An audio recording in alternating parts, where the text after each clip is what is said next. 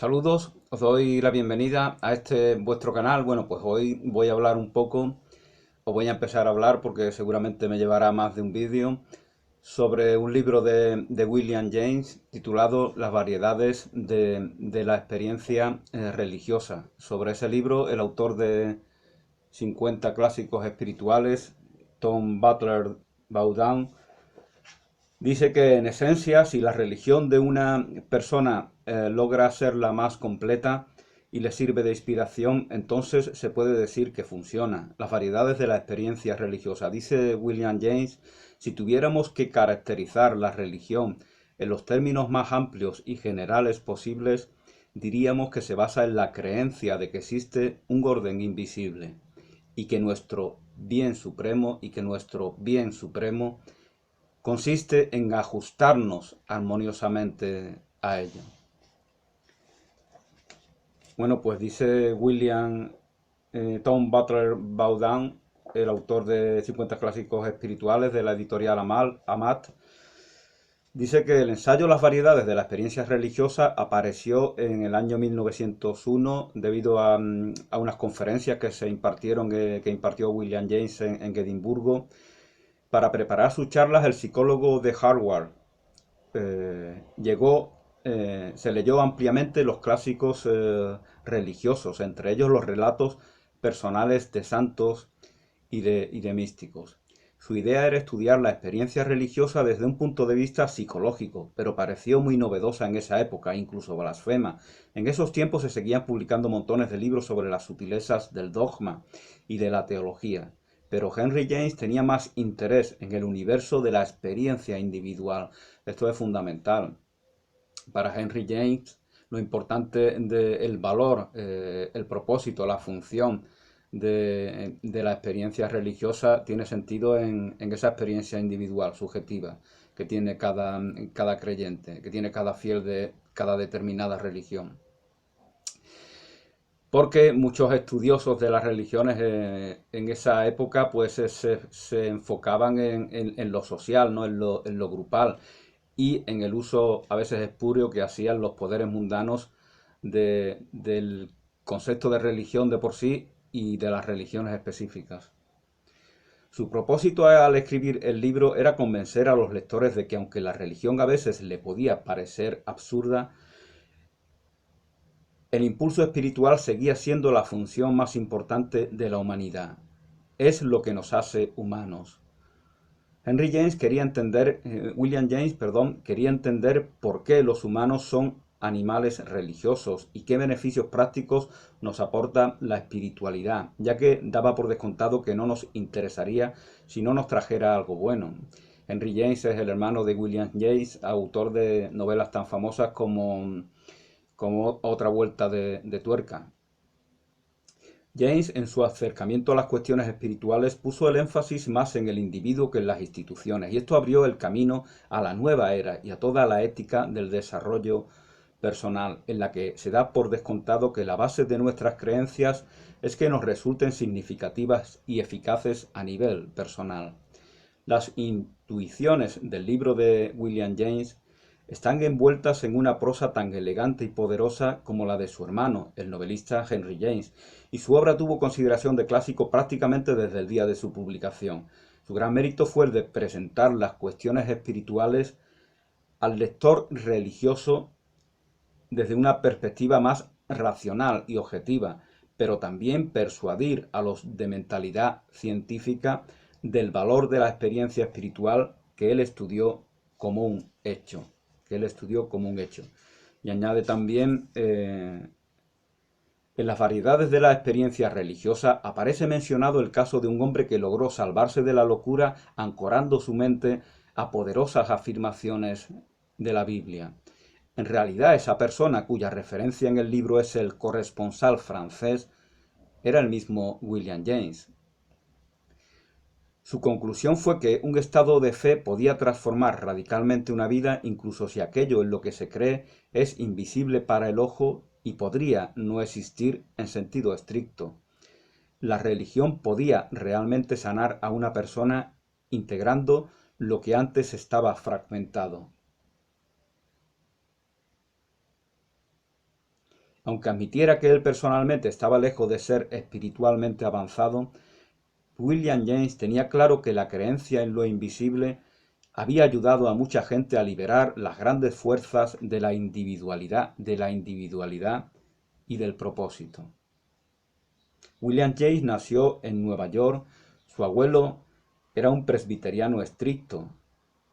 El padre de William James, Henry James Sr., se adhirió a la filosofía del místico Emanuel Swedenborg, otro personaje bastante curioso, ¿no? El sueco Emanuel Swedenborg, el cual influyó pues a William Blake, el pintor y poeta inglés, y según dicen, también a escritores como Dostoyevsky. Alentó a sus hijos, William James y sus 4 hijos, a que tuvieran una mente independiente en cuestiones religiosas. Bueno, alentó se refiere al padre de William. Antes de cumplir 20 años, William James quería ser pintor, pero luego, gracias al apoyo de su padre, se apuntó a unos cursos de Harvard. Bueno, pues finalmente terminó siendo médico, psicólogo, y escribió libros como Principios de Psicología, La voluntad de creer, Pragmatismo. Está muy ligado a esta tendencia de la filosofía, y otros escritos. Bueno, pues voy a compartir también la entrada sobre, vamos, conozcamos primeramente, si no les interesa, pues pueden avanzar el vídeo. Conozcamos a la figura de William James en esta enciclopedia del año 73 del siglo pasado. La enciclopedia de la editorial Muntaner y Simón de Barcelona. Y se nos dice sobre William James, se nos dice que nació en Nueva York el 26 de agosto de 1910. Ahí es cuando, ese es el año que muere, nace en 1842. Hermano de Henry James, seguidor de Swedenborg. Es el pensador norteamericano moderno más apreciado y admirado. Sus antepasados fueron inmigrantes irlandeses, enriquecidos en su nueva patria. Durante la infancia, William James, como su hermano, acompañó a la familia en sus largas peregrinaciones por Europa, frecuentó numerosas escuelas en 6 países distintos y participó en las conversaciones que su fogoso y patriarcal progenitor dirigía en las tertulias de importantes personalidades. La irregularidad de los estudios y la profusión de sus facultades innatas le hicieron difícil la elección de una carrera que recayó finalmente sobre la ciencia. A los cursos de la Harvard Medical School, interrumpido por una expedición a la cuenca del Amazonas en compañía del naturalista Louis Agassiz, y luego de reanudado siguió una estancia de 18 meses en Alemania, periodo de lecturas, observaciones y reflexiones al cual cabe remontar la aparición de su ideología, pero asimismo etapa de inquietas decisiones y de un desaliento que rayó casi en la desesperación suicida. De su padre había heredado William James no solamente la tendencia a las especulaciones no ortodoxas, sino también un profundo interés por los valores morales y espirituales, y la necesidad de una fe religiosa y una acusada propensión al misticismo que su obra científica y más particularmente la lectura de Darwin pusieron en grave aprieto. A lo largo de toda su vida sintióse preocupado por el problema de la conciliación de la tendencia interior a la fe con el pensamiento científico que parecía minarla, a esa cómo se concilia las nuevas posturas científicas que son críticas a menudo con la religión, con el mantenimiento de esa fe religiosa.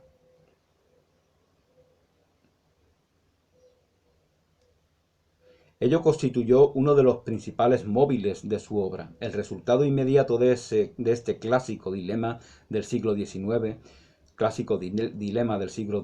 porque verdaderamente, bueno, lo decía creo que fue Víctor Hugo, ¿no? Que verdaderamente el siglo del ateísmo, del escepticismo, del nihilismo, del agnosticismo, era el siglo XVIII. Ahí es cuando emergen los pensadores que tienen una actitud de oposición hacia toda la tradición religiosa, enfocándose, como antes os comentaba, en la manipulación que hacen los poderes mundanos de esa religión y no en la experiencia individual que mantienen los grandes místicos, por ejemplo, en los cuales se enfoca William James para escribir su obra.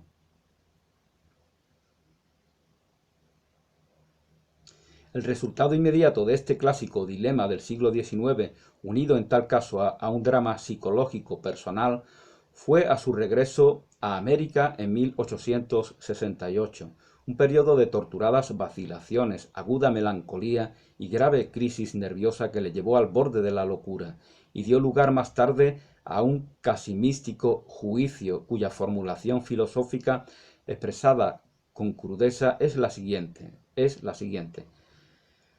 Aun cuando la mente, según afirma Darwin, sea en verdad un producto de la evolución biológica, un instrumento elaborado para que el organismo humano pueda afrontar el medio ambiente, un instrumento elaborado para que el organismo humano pueda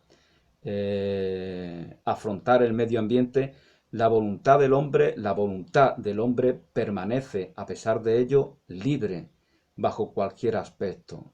La fe, siquiera privada de su contenido teológico, mantiene, sea como fuere, sus propios derechos de íntima función, al mismo tiempo inestirpable e indispensable para el mantenimiento de la existencia.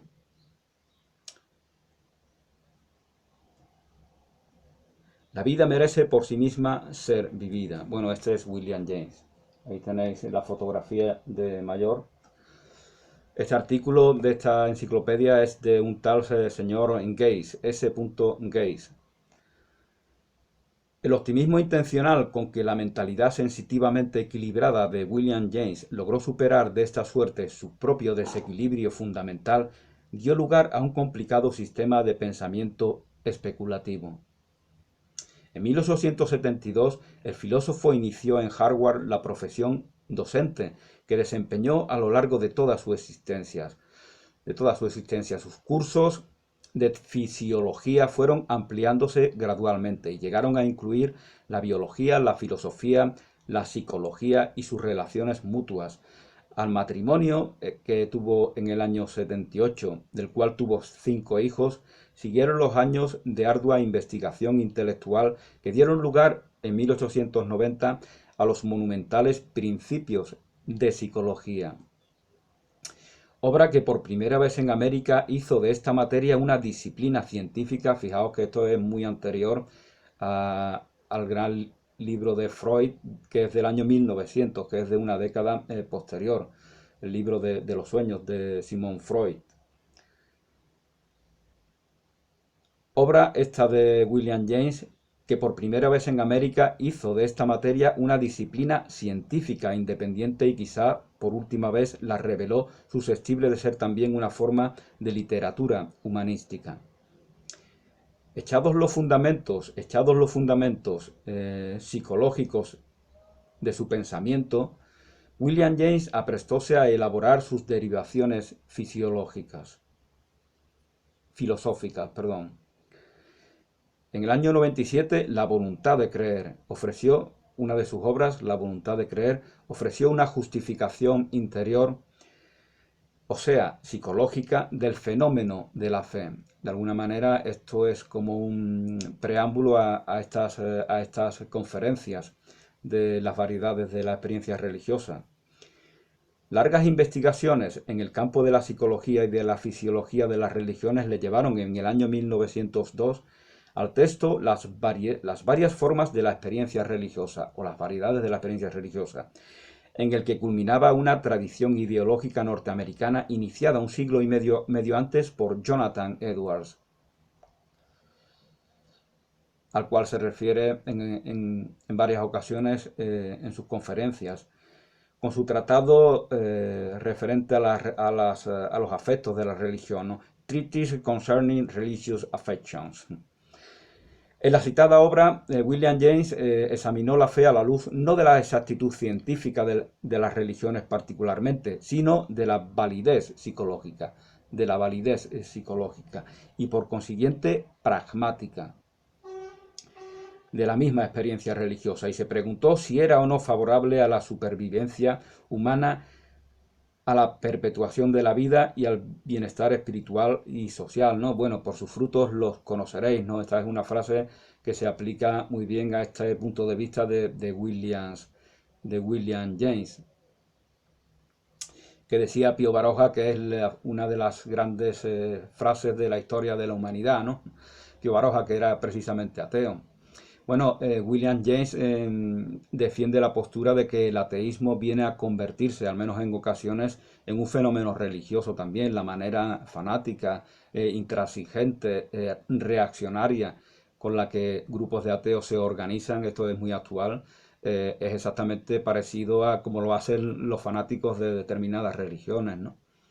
Ese es el punto de vista que mantiene William James, y por eso comprendemos lo que decía Albert Camus en El hombre rebelde, ¿no? O era en otro de sus libros, no recuerdo, cuando hablaba de siendo el ateo, siendo Albert Camus declarándose ateo, afirmaba de la vulgaridad del ateísmo, ¿no? Que realmente las grandes civilizaciones, los grandes pueblos, las grandes culturas, los grandes avances de los grupos humanos y de la humanidad globalmente se da a través de un contenido religioso. Eso decía Albert Camus. En realidad, este experto de la dolencia y la locura se había transformado en el gran rapsoda norteamericano de la salud física, el vigor, la alegría, la energía, la iniciativa, la animación, la exaltación y la aventura. Al emerger de las sombras de la muerte, el perito de la desesperación se convertía en un poeta filósofo que entonaba alabanzas a las infinitas variedad y abundancia de la vida, y en un apóstol de la sólida confianza en sí mismo, de la cual hablaba Emerson, por ejemplo, el filósofo también norteamericano, al igual que Thoreau seguramente, de la línea de Thoreau. El criterio pragmático ampliado al campo de las ideas apareció plenamente descrito como una confirmación de verdad filosófica en Pragmatismo, que es un libro posterior del año 1907. Tal doctrina quedó ulteriormente elaborada como respuestas a las críticas en el sentido de la verdad del año 1909. Es este libro, El sentido de la verdad. El que amaba la ilógica abundancia y la infinita y centelleante variedad de la vida y odiaba cuanto redujera la existencia a una engañosa unidad sistemática cualquiera, vióse alentado por las páginas de su amigo Bergson referentes a la continuidad de la experiencia viva a llevar a cabo un universo pluralista. Universo pluralista es el título de otra de sus obras. Una exposición de las implicaciones del pragmatismo y del temperamento jamesiano, propio de William James.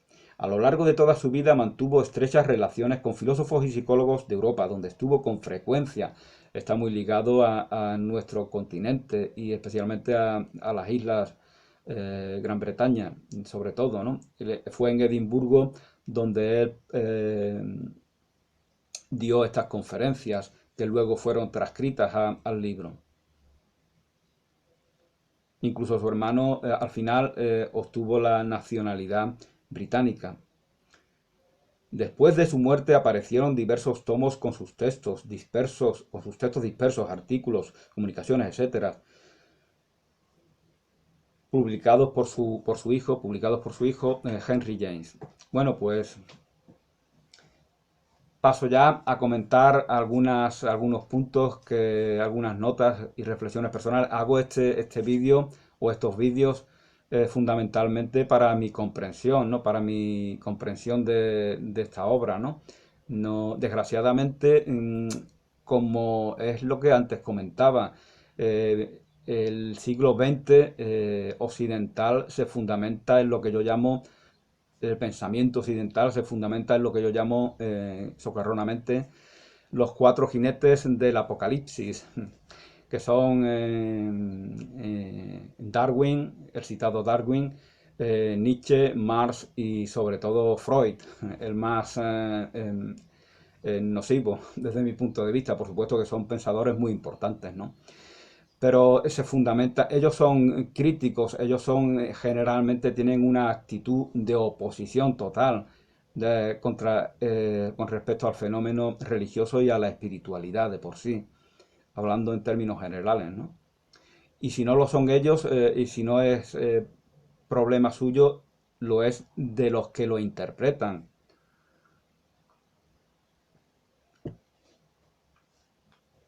Veamos, por ejemplo, cómo interpretan los nazis el pensamiento de Friedrich Nietzsche, ¿no? Lo hacen de una manera distorsionada, pero están convencidos de que es así. No se trata de una manipulación malintencionada, no, se trata de un convencimiento total de que verdaderamente las ideas, el pensamiento, la filosofía del filósofo Nietzsche está conforme con los postulados nazis, del partido nazi. Bueno, las variedades de la experiencia religiosa. Cada fenómeno religioso tiene su historia y su derivación de antecedentes naturales. Liga, por lo tanto, al fenómeno religioso a lo natural. Recordemos lo que decía Rousseau del estado de naturaleza. Pues ese estado de naturaleza parece ser que no está segregado del todo del fenómeno religioso de por sí. Una vida religiosa tiende a ser una persona excepcional y excéntrica. Una vida religiosa hace que, por sus frutos los conoceréis, se da un resultado, ¿no? Él recuerda lo que dice Teresa de Jesús, la santa de Ávila, cuando determinados miembros de la iglesia le insinúan de que puede estar influida por el demonio. Esas experiencias místicas, esos éxtasis en los cuales ella se ve, pueden ser obra del demonio, dicen estos superiores de la jerarquía eclesiástica. Y ella les responde que el beneficio que ella está recibiendo es positivo, es feliz, y por lo tanto por sus frutos los conoceréis, ¿no? No es una...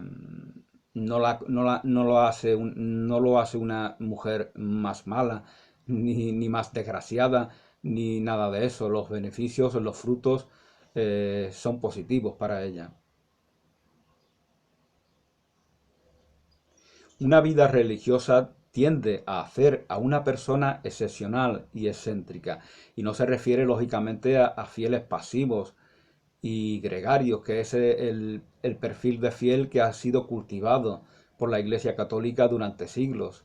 Entonces no, por eso se llama, en esta iglesia se le llama religiosos y religiosas a determinadas personas, solamente a un pequeño número de los fieles, y el común de los fieles no son nada, son meros personas que se adhieren de forma pasiva sin hacer un trabajo interior verdaderamente. Pero eso no es religión, eso no es el fenómeno religioso, eso no es un camino religioso, es la negación de ese camino. Habla también de George Fox, el cuaquero, el fundador de los cuaqueros. En una época de fraudes recuperó la autenticidad. En una época de trampas, de engaños, de manipulaciones retorcidas. Él era transparente, independientemente de que estuviera o no en lo cierto. Es llevar a cabo el mandamiento que nos da Jesús, ¿no? Porque es un mandamiento también. La verdad os hace libres. Entonces George Fox tenía la voluntad de ceñirse a esa verdad y de no caer en las artimañas mundanas que dice William James que ya imperaban en esa época. Santa Teresa propone Nos habla de Santa Teresa, también como antes os comentaba.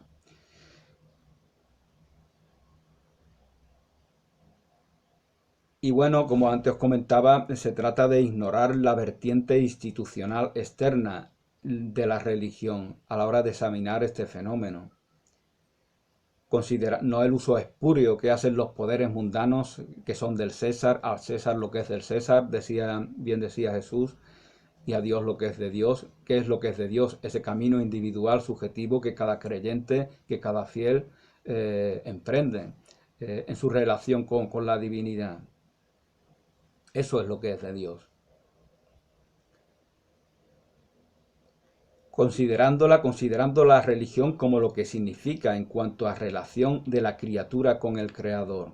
Eso es lo que propone William James. De corazón a corazón, conciencia o moralidad podría llamársele a esta religión. Estrictamente el sistema budista es ateo, aunque popularmente tiene divinidad o divinidades, ¿no? Bueno, esta es una afirmación que se puede discutir, ¿no?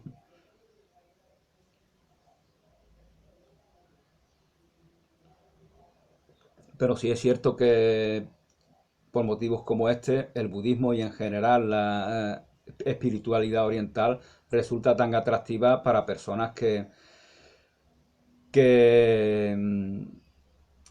se sentían ateas. Lo vemos desde el mismo Heidegger, por ejemplo, ¿no?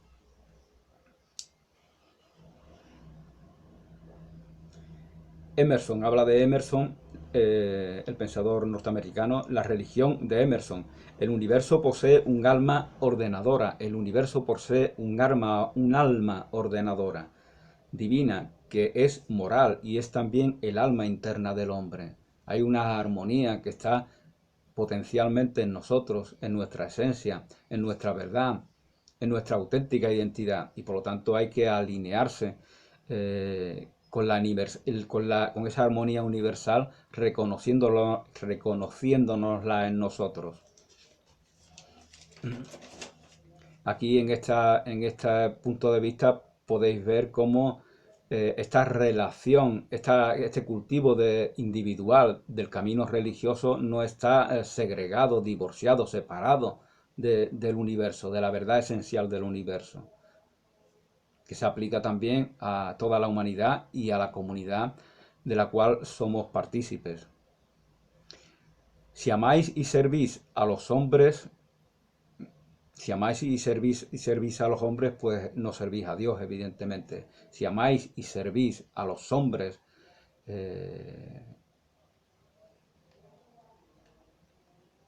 con su organización mundana, que no es el reino de Dios, que no es lo que es de Dios, pues entonces os estáis castrando en vuestro potencial de servir a Dios. Y ese potencial de servir a Dios es el potencial de desarrollar toda vuestra individualidad. La religión es una reacción total ante la vida, es una respuesta total ante la vida. Eso es la religión.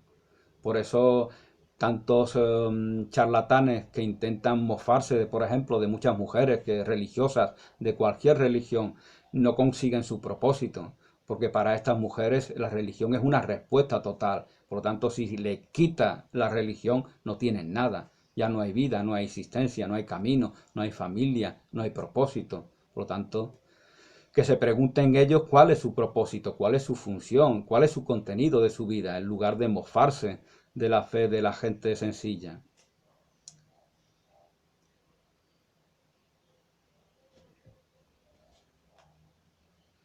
Bueno, pues nos decía William James que la religión es una reacción total, una respuesta total ante la vida. Puede darse en ámbitos que no llamamos religión. Lo que antes os comentaba, también el ateo construye su propia espiritualidad en cierto sentido, incluso puede construir su propia secta cuando llega a conclusiones que ve como absolutas e incuestionables. Y pretende y tiene inclinación a relacionarse exclusivamente con personas que piensan como él. Esto también es completamente anticientífico y él como ateo debería de tener una predisposición a aplicar, más fácilmente debería de tener esta predisposición a aplicar el método científico, y vemos cómo se da en ellos también este sectarismo. De ahí lo que antes comentaba de Albert Camus, ¿no? El desprecio que inspira el ateo reaccionario, que cada vez es más vulgar, ¿no? Pues ciertamente es cierto que ha habido grandes ateos, grandes de mucho talento. Vemos recientemente, sobre todo, que cada vez son más vulgares muchos de estos ateos. Eh, es lo que comentaba en algún vídeo, ¿no? Sobre los terraplanistas, ¿no? La gentecilla ociosa que combate terraplanistas, la gentecilla ociosa que combate terraplanistas resulta que tiene un nivel cultural más bajo que los propios terraplanistas. Es una cosa muy... Es que los terraplanistas ya se van refinando, el problema de los terraplanistas es su sectarismo, solamente leen la literatura que corrobora sus falacias, entonces están cerrados y por lo tanto no pueden ser replicados por personas, mucho menos pueden ser replicados por personas que ni están formadas ni pretenden formarse. Simplemente a estos personajillos de nivel cultural bajo se sienten satisfechos, ¿no? Al ver que personas que son un poquito más cultas aparentemente que ellos son terraplanistas, ¿no? Pues eso para ellos es un desahogo. Se desahogan del desprecio inconsciente que por sí mismos tienen, desde mi punto de vista.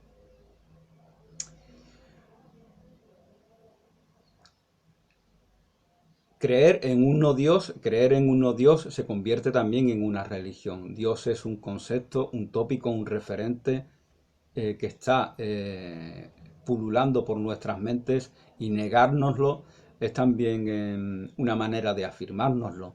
Gurungundunki, si alguien cree en Gurungundunki y yo digo que Gurungundunki no existe, pues Gurungundunki ya está dando vueltas por mi mente. Y si yo me pongo a pensar por qué si dicen que existe Gurungundunki, qué hace Gurungundunki, para qué sirve Gurungundunki, pues Gurungundunki está ahí siempre en mí. Es lo que decía algún creyente, ¿no? De los ateos, ¿no? Deja de pensar en Dios, tío. ¿Qué obsesión tienes tú con Dios? Si eres ateo, pues debería de trascender esa obsesión. Y sin embargo, a veces no es así. Su fanatismo a veces el fanatismo de algunos ateos, a veces es difícil de distinguirlo del fanatismo de algunos religiosos. Doy gracias a Dios porque puedo mirar al mundo como una farsa, incluso cuando se presenta como una tragedia. Es una frase de Voltaire, cuando estaba enfermo a los 73 años. Doy gracias a Dios porque puedo mirar al mundo como una farsa, la farsa del César, incluso cuando se presenta como una tragedia. Si amáis y servís a los hombres, no podréis escapar a la remuneración. Aceptar el universo. Todo se reduce a eso, todo se reduce a aceptar el universo. O por las buenas o por las malas. Hay tópicos que están ahí para ser aceptados. Si no lo aceptas por las buenas, lo estás aceptando, distorsionándolo, desvirtuándolo. Es lo que decía un curso de milagros, ¿no? Sobre el concepto de aprender. La condición humana es una condición de aprendizaje. Si no aprendemos lo que permite que se desarrolle nuestro potencial de manera eficiente, lo que os comentaba al principio del libro, ¿no? Del vídeo, eso que sintoniza, que está en armonía con el orden universal. Si no aprendemos aquello que es lo mejor para nuestro propósito, para nuestro bien, vamos a aprender otro tipo de cosas que nos van a llevar al mismo sitio, pero después de rodeos, sufrimientos, traumas, padecimientos, conflictos, etcétera, etcétera. Después de toda esa tragedia que desgraciadamente siempre se da en el mundo.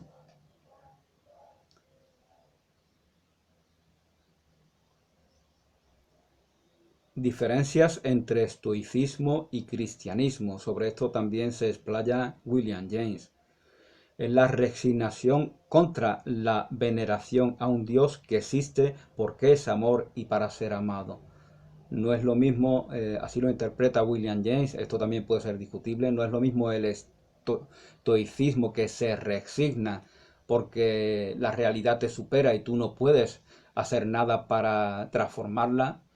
No es lo mismo eso que la fe en un Dios poderoso que está en ti y que es todo amor y que es todo capacidad de ser amado, de recibir todo nuestro amor. Y en ese amor se fundamenta toda la creación, toda la relación y toda la verdad del creador y de la criatura. No es lo mismo, dice William James.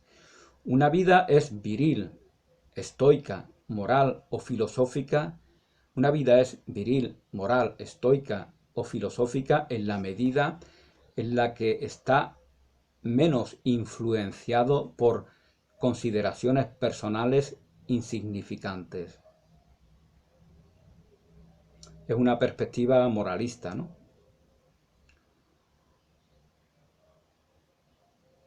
La perspectiva cristiana, este es el punto de vista del que habla William James, la perspectiva cristiana aporta la compasión, la caridad, el amor, todo lo que es distorsionado interpretándolo como debilidad o victimismo.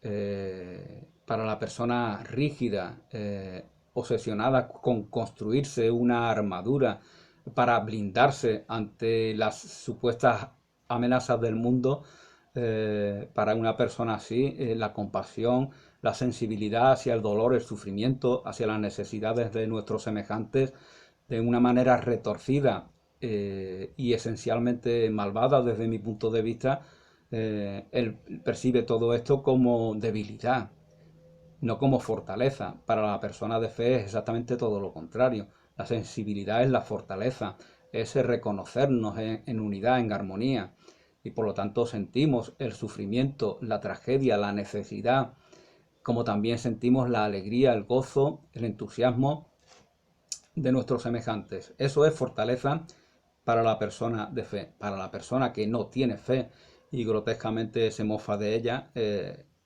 etiqueta de debilidad a todos estos sentimientos. La religión vuelve fácil y agradable lo que de cualquier modo es necesario.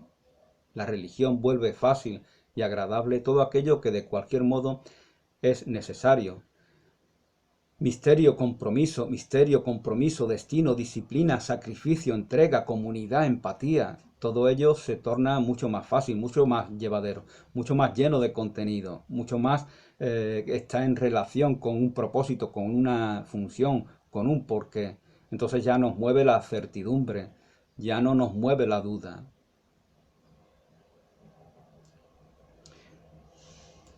Todo ello sigue ahí con o sin religión externa.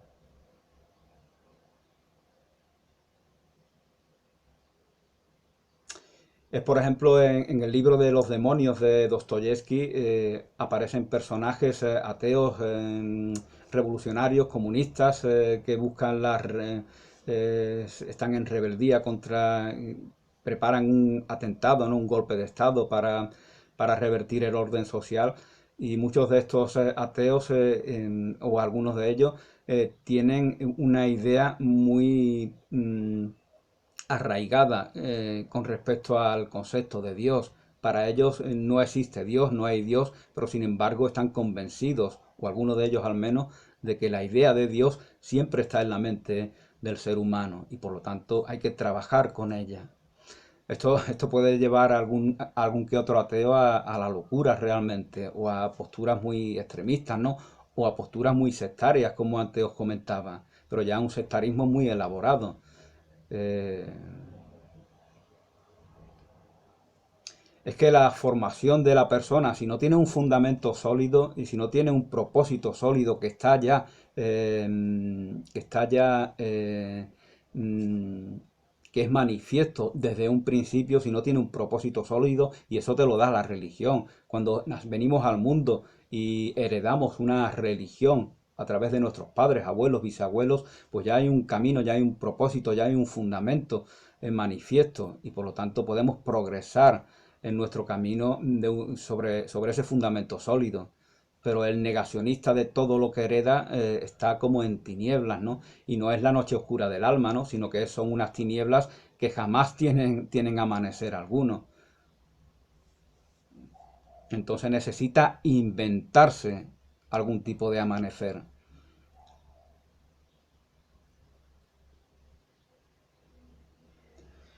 Bueno, nos habla de iglesias sin Dios, ¿no? Que son como sociedades elitistas, exclusivistas, que se van fundamentando, ¿no?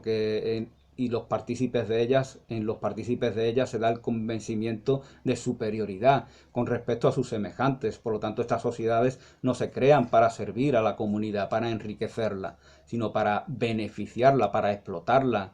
Eh, Eso es lo que desgraciadamente a veces se da.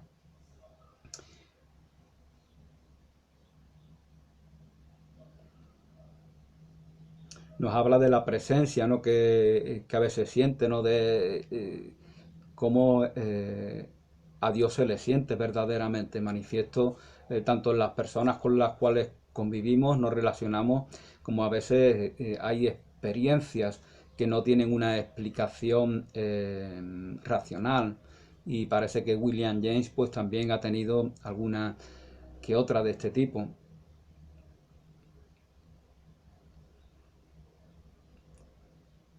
Desde que sentí la presencia de Dios en mí, jamás me ha abandonado. Esto es muy importante, ¿no? Lo que antes os comentaba, ¿no? De cómo los ateos, a veces de manera malintencionada y cínica, pues intentan perturbar el camino del creyente, ¿no? Ridiculizándonos, poniéndose de manera prepotente, petulante, eh, viendo al creyente como un ser inferior que vive en la ilusión, que no ha progresado, ¿no? Y sin embargo, lo que inconscientemente pretende es llevarlo a su camino de duda, a su camino de incertidumbre, a su camino de esta, mm, de no tener respuesta al porqué de la vida, al porqué de todo lo que acontece en el mundo. Entonces se molesta, en el fondo les molesta ver esa certidumbre por la que transita determinadas personas religiosas.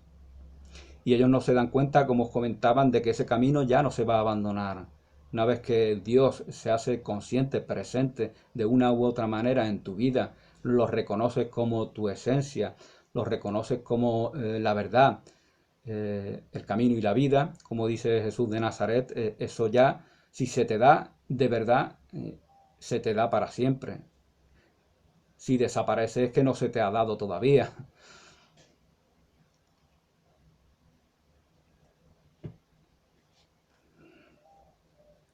Eso pasa como con los matrimonios.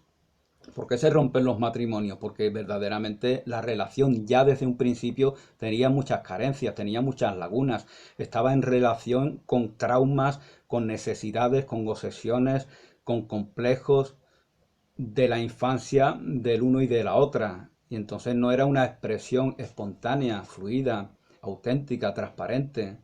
No era un enamoramiento verdadero. Tenía muchos lunares, ¿no? Y eso pues más pronto, más tarde se manifiesta, y de ahí los millones de divorcios y de conflictos matrimoniales que se dan eh, permanentemente hoy en día, ¿no?